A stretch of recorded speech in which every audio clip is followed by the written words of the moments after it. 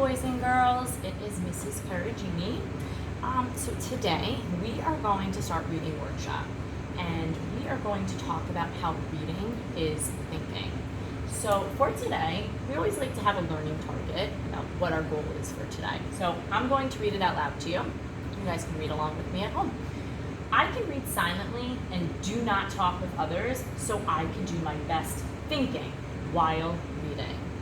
So it is so important to have some kind of routine for when we're reading. So I have a little silent reading routine that I think is a good idea to follow for when we're reading. So the first thing we want to do is choose a book. The second thing we should do is find a quiet place to read. So it's important to make sure we're in a quiet spot, whether it's in your room, on the couch, maybe outside if it's a nice day. We do our best thinking when it's nice and quiet. So just find a nice quiet spot. Then, while you are reading, you want to make sure that you are thinking while you are reading. What does that mean to think while you read? Sometimes we might pick up a book and we read through the book, we read through all the words and we read all the words, and then all of a sudden the book's over and maybe mom or dad or someone said, what was the book about? What was that all about? And maybe you didn't really remember, or you weren't so sure. So it's important to know there's more to reading than just the words on the page. You have to think while you are reading. So sometimes while we're reading, we should stop at some different parts in the story. And what could we do when we stop? What does it mean to think while we read? Well, maybe you can ask yourself some questions. Maybe you can even make a prediction about what you think might happen next in the story. What are you thinking about? Maybe one of the characters in the story just did something so nice for another character. Maybe you can stop and say, oh wow, that was a really nice thing that he did. Just like a comment about a character or a situation, just to think, what is going on in your mind, okay? So that's what I want you guys to practice today, just stopping and thinking while we're reading. So what I'm going to do right now is I'm going to read a story aloud to you, and take notice how I stop and I'm going to think a little bit out loud while I'm reading the story.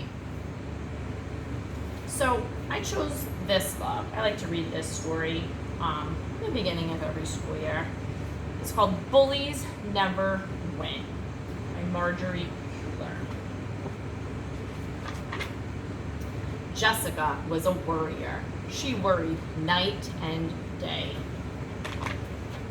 She worried about her socks not matching and having knobby knees and losing her barrettes and not doing well in school. But in Mr. Martin's first grade class, Jessica had a big worry. Brenda Bailey. Brenda was perfect, her bangs were even, her homework was always right. She wore a new outfit every day, and she scowled when Jessica did something better than she did. If Jessica got all her homework right, Brenda would say, I bet you cheated. So Jessica hid her homework. If Jessica wore a new skirt to school, Brenda would say, your legs look like toothpicks. So Jessica started wearing pants. If Jessica scored at kickball, Brenda would say, you were just lucky. So Jessica stopped playing kickball. I wonder why Brenda is always picking on Jessica. So that's just something that I'm thinking about right now while I'm reading.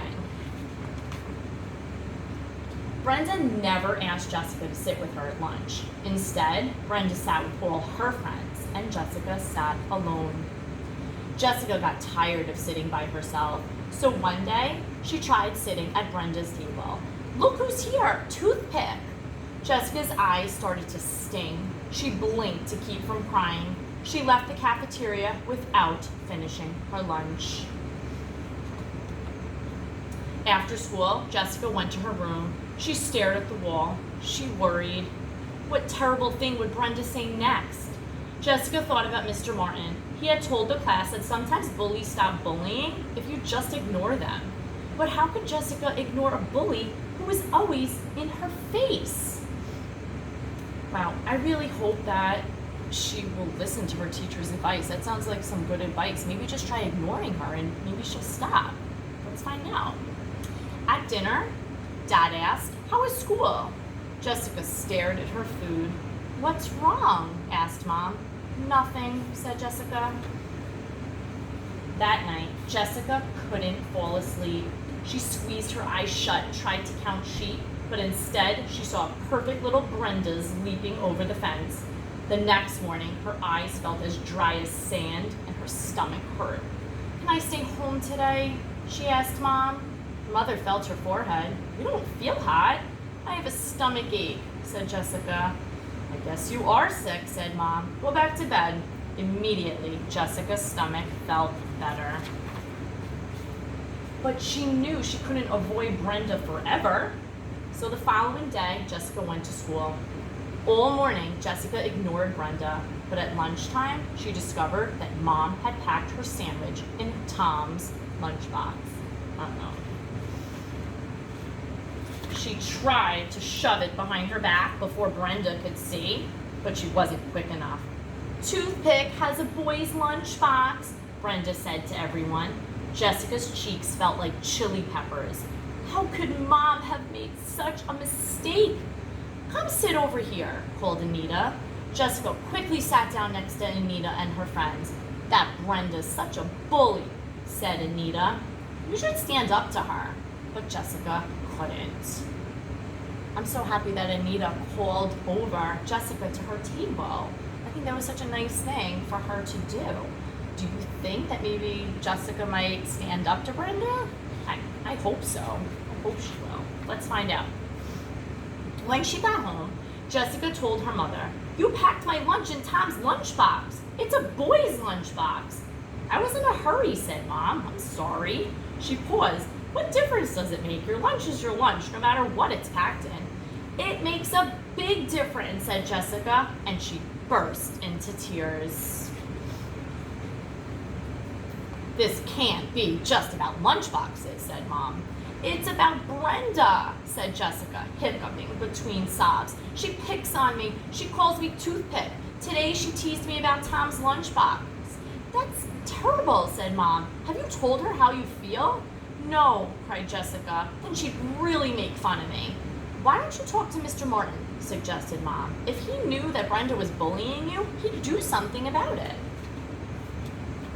That night, Jessica tossed and turned. Should she talk to Mr. Martin? Should she stand up to Brenda? What could she say to her? "Your bangs are ugly, your knees are flat as pancakes, your freckles look like pimples." The next morning, Brenda came up behind Jessica in the hallway. "Toothpick," Brenda hissed. Jessica's heart began to pound. She thought about what her mother had said. She turned around and blurted, "I'm going to tell Mr. Martin if you keep picking on me." "Tattletale," said Brenda, and she stuck out her tongue and ran into the classroom. At lunch, Jessica sat with Anita again. Brenda was at the next table with all her friends. "Hey, Toothpick," called Brenda. "Did you bring your brother's lunchbox again? No wonder you're so skinny. You eat baby food." Jessica stood up. Enough was enough. She put her hands on her hips. In a loud voice, she said, "Toothpicks may be thin, but bullies never win." Brenda blushed. Her freckles turned pink. For once, she didn't say anything. Jessica threw back her shoulders and marched out of the cafeteria. At dinner, Laura asked, "Did you stand up to that bully Brenda?" "Why didn't she like my lunchbox?" asked Tom. "Pass the spaghetti," said Dad. "How'd things go?" asked Mom. "I don't think Brenda will pick on me anymore," said Jessica. "But even if she does, I know what to do." "Hooray for Jessica," said her family. "Hooray for Toothpicks," said Jessica. And that night, Jessica fell asleep without any more worries. Wow. I am very happy that Jessica learned to stand up for herself and did not allow Brenda to bully her anymore. All right, so I hope you guys liked the story, and I hope you just took notice of how I stopped a couple of times and I just thought about what was happening, okay? Whether it was just a comment or a question, just thinking. So that's what we really want to focus on today, is how reading is more than just words. Reading is thinking. So while you guys are reading a book today, I want you to stop a couple of times, maybe like 3 or 4 times, and just stop and think. Think about what's happening in the story that you're reading. Maybe you want to make a prediction. Maybe you just want to make a comment about what you're reading. That's what I want you to focus on.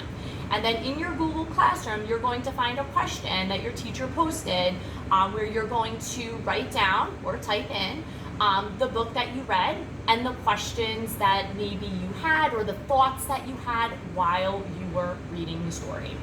All right, so we can't wait to hear what you guys read about and what you thought about while you were reading. All right, so see you next time. Happy reading.